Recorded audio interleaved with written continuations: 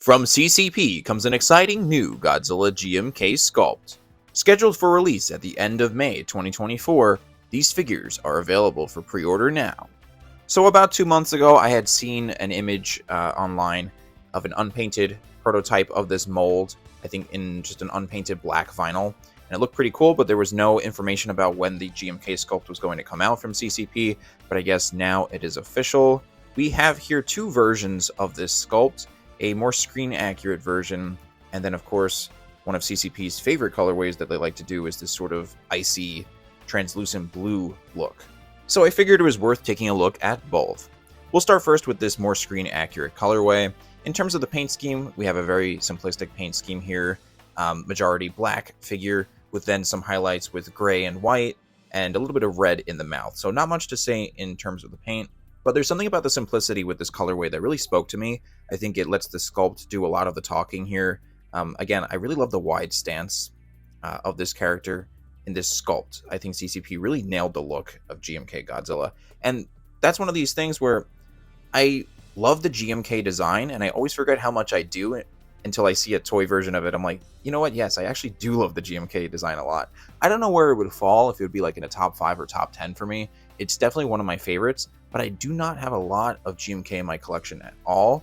So that's why typically I would go for a more colorful look, but that's why I really wanted this more screen accurate look. And during this time while I've been speaking, you'll have seen all these different shots and angles that we have of this figure.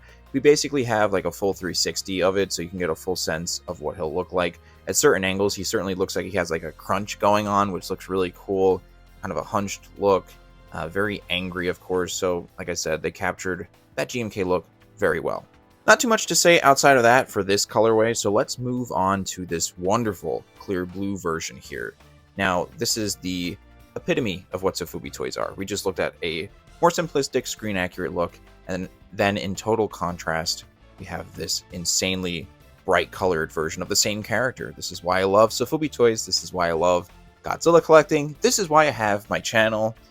And ironically, I have not pre-ordered this figure. I love it, but there's only certain versions of characters I think that really speak to me in the translucent blue. I think this looks awesome, and if I was going to impulse buy, I would get it too.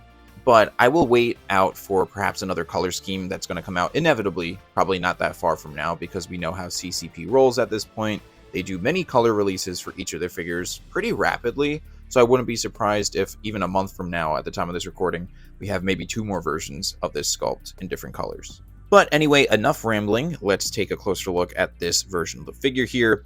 Again, every time CCP does their translucent blue figures, it is a home run. This sculpt looks excellent, and it's so cool how this figure contrasts totally with that screen-accurate colorway we just looked at. It's the same sculpt, but man, figures can take on such a different personality just from paint alone.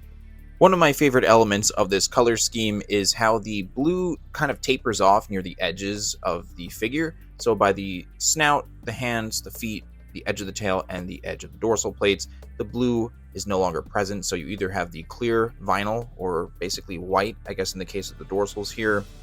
Even for the dorsals alone on this figure, that could be the one thing that would sell me on this figure. It just looks like ice. It's very unique looking, and it's awesome. One of the details on this colorway that I like as well is that they kept the red in the mouth here, so we kind of have that little pop of color in the head sculpt just to add some more contrast. And instead of the white for the eyes and teeth, they opted for silver, so it does, I think, fit with that blue tone very well.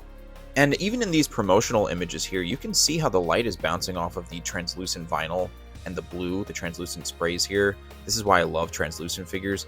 It seems to really be showing on this particular one here. If you've never gotten a translucent figure before, would highly recommend. I know that these colors are very bold, but if you're into Sofubi toy collecting, you know what the deal is. Crazy colors are the name of the game. CCP is really pumping out these awesome colors on awesome sculpts, and I'm really impressed with their GMK sculpt, so I am excited to see what other colorways they do have in store.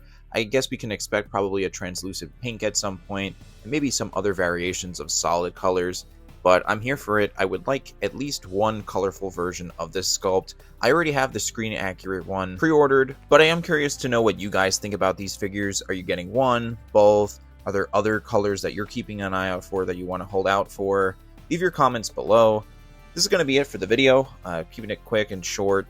Just figured it was worth talking about this really cool figure. But of course, if you're new to the channel and you like the content, please consider leaving a like, subscribing, and taking a look at my other Godzilla figure content on the channel as well.